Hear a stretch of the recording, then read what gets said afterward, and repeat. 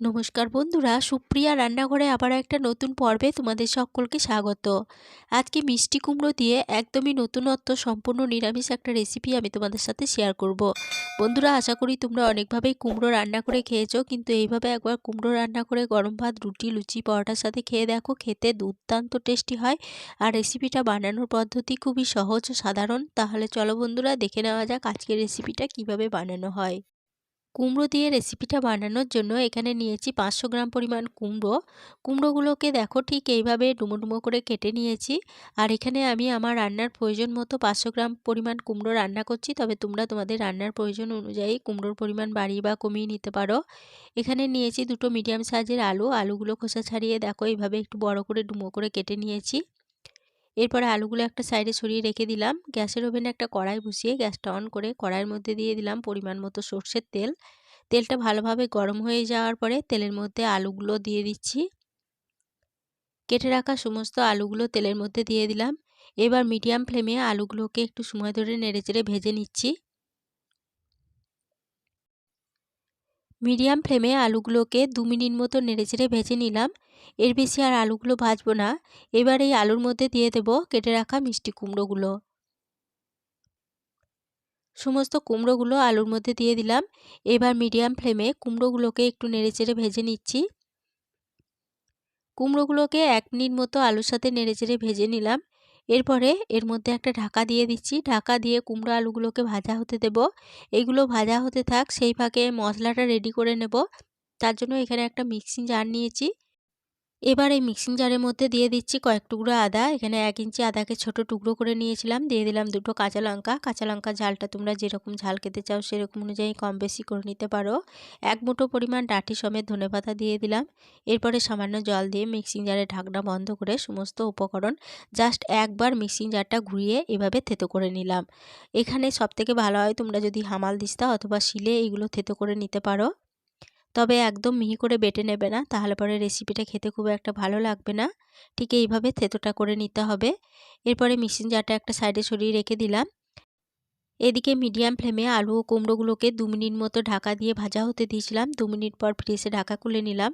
ঢাকাটা খুলে নিয়ে কুমড়ো আলুগুলোকে আবারও একবার নেড়েচেড়ে নিয়ে কুমড়ো আলুগুলো কড়াই থেকে নামিয়ে নেব। সমস্ত কুমড়ো ও আলুগুলো কড়াই থেকে তুলে নিলাম। এরপরে কড়াইয়ের মধ্যে দেখো বেশ কিছুটা তেল থেকে গেছে। এবার ওই তেলের মধ্যেই আবারও 2 চামচ সর্ষের তেল দিয়ে দিচ্ছি। এবার তেলটা ভালোভাবে গরম হয়ে যাওয়ার পরে তেলে ফোড়নের জন্য দিচ্ছি হাফ চা চামচ 5 ফোড়ন, একটা তেজপাতা, একটা গোটা শুকনো লঙ্কা আর 1 চুটকি মতো হিং দিয়ে দিলাম। এখানে যেহেতু কুমড়োটা নিরামিষ রান্না করছি, তার জন্য আমি এখানে 1 চুটকি মতো হিং দিলাম।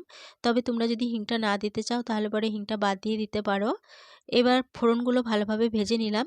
ফোড়নগুলো ভালোভাবে ভেজে নেওয়ার পর ফোড়ন থেকে সুন্দর গন্ধ বেরোতে শুরু করে দিলে যে আদা, কাঁচা লঙ্কা ও ধনেপাতা থেতো করে রেখেছিলাম সেগুলো দিয়ে দিলাম। এরপরে দিয়ে দিচ্ছি একটা মিডিয়াম সাইজের টমেটো কুচি। এবার গ্যাসের ফ্লেমটা মিডিয়ামে রেখে সমস্ত উপকরণ ভালোভাবে একটু নেড়েচেড়ে কষিয়ে নিচ্ছি। মিডিয়াম ফ্লেমে আদা, ধনেপাতা ও কাঁচা লঙ্কা 1 মিনিট মতো নেড়ে কষিয়ে নিলাম।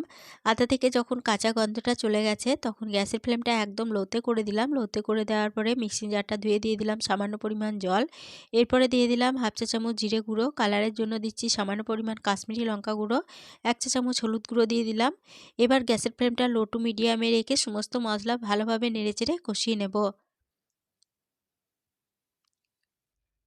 লো টু মিডিয়াম ফ্লেমে সমস্ত মশলা মিনিট 5 সময় ধরে নেড়েচেড়ে কষিয়ে নিলাম। মশলাটা দেখো খুব ভালোভাবে কষানো হয়ে গেছে। এরপরে এই মশলার মধ্যে ভেজে তুলে রাখা আলু ও কুমড়োগুলো দিয়ে দিচ্ছি। মশলার মধ্যে ভেজে তুলে রাখা আলু কুমড়োগুলো দিয়ে দিলাম। আর দিয়ে দিচ্ছি মটরশুঁটি। এখানে কয়েকটা মটরশুঁটিকে ছাড়িয়ে রেখে দিয়েছিলাম, মটরশুঁটিগুলো দিয়ে দিলাম। এরপরে দিয়ে দিচ্ছি স্বাদ মতো লবণ। এবার মিডিয়াম ফ্লেমে এই সমস্ত উপকরণ মশলার সাথে ভালোভাবে নেড়েচেড়ে কষিয়ে নিচ্ছি। বন্ধুরা, আশা করি তোমরা অনেক পদ্ধতিতে কুমড়ো রান্না করে খেয়েছো, কিন্তু এই পদ্ধতিতে একবার কুমড়ো রান্না করে গরম ভাত, রুটি, লুচি, পরোটার সাথে খেয়ে দেখো, খেতে কিন্তু সত্যি দুর্দান্ত টেস্টি হয়। মশলার সাথে সমস্ত উপকরণ 1 মিনিট মতো নেড়ে কষিয়ে নেওয়ার পরে দিয়ে দিচ্ছি 1 কাপ পরিমাণ গরম জল। এরপরে দিয়ে দেব 1 চা চামচ চিনি। এখানে যেহেতু নিরামিষ কুমড়ো রান্না করছি, আর নিরামিষ কুমড়ো রান্না একটু মিষ্টি মিষ্টি খেতে ভালো লাগে বলে আমি 1 চা চামচ চিনি দিলাম। তবে মিষ্টির পরিমাণটা তোমরা কম খেতে চাইলে চিনির পরিমাণটা কমিয়ে নিতে পারো। এবার জলের সাথে সমস্ত উপকরণ ভালোভাবে নেড়েচেড়ে মিশিয়ে নিলাম। এবার একটা ঢাকা দিয়ে দেব। ঢাকা দিয়ে মিডিয়াম ফ্লেমে কুমড়োটা বেশ কিছুক্ষণ সময় ধরে রান্না করে নেব। ঢাকা দিয়ে মিডিয়াম ফ্লেমে কুমড়োটাকে 5 মিনিট রান্না হতে দিয়েছিলাম। 5 মিনিট পর ফিরে এসে ঢাকা খুলে নিলাম। ঢাকাটা খুলে নেওয়ার পরে সমস্ত উপকরণ একবার ভালোভাবে নেড়েচেড়ে নিয়ে এখানে কুমড়ো ও আলুগুলো ভালোমতো সিদ্ধ হয়েছে কিনা এবার চেক করে নেব। কুমড়োগুলো দেখো একদম ভালোভাবে সিদ্ধ হয়ে গেছে, আর আলুগুলোও খুব ভালোভাবে সিদ্ধ হয়ে গেছে। এবার এই কুমড়োর তরকারির মধ্যে দিয়ে দেব কসুরি মেথি। এখানে 1 টেবিল চামচ কসুরি মেথিকে শুকনো কড়াইয়ে ভেজে রেখে দিয়েছিলাম। তারপরে হাতের তালুর সাহায্যে গুঁড়ো করে কসুরি মেথিটা দিয়ে দিলাম। আর দিয়ে দিচ্ছি সামান্য পরিমাণ গরম মশলার গুঁড়ো। এবার সমস্ত উপকরণ তরকারির সাথে ভালোভাবে নেড়েচেড়ে মিশিয়ে নিচ্ছি। সমস্ত উপকরণ ভালোভাবে নেড়ে মিশিয়ে নেওয়া হয়ে গেছে। এরপরে গ্যাসের ফ্লেমটা বন্ধ করে দিচ্ছি। বন্ধ করে দিয়ে ঢাকা দিয়ে কুমড়োর তরকারিটা আরও 5 মিনিটের জন্য স্ট্যান্ডিং টাইমে রেখে দিচ্ছি। 5 মিনিট পর ফিরে এসে ঢাকা খুলে নিলাম। কুমড়োর তরকারি পরিবেশনের জন্য একদম রেডি হয়ে গেছে। আজকে রেসিপিটা প্রথম থেকে শেষ অবধি দেখার জন্য তোমাদেরকে অসংখ্য ধন্যবাদ। রেসিপিটা ভালো লেগে থাকলে প্লিজ লাইক, কমেন্ট ও সকলের সাথে শেয়ার করে দিতে ভুলো না। নতুন বন্ধু হয়ে থাকলে চ্যানেলটা সাবস্ক্রাইব করে পাশে থেকো। আজকে রেসিপি এই পর্যন্তই ছিল। ফিরে আসবো আবার নতুন কোনো রেসিপি নিয়ে।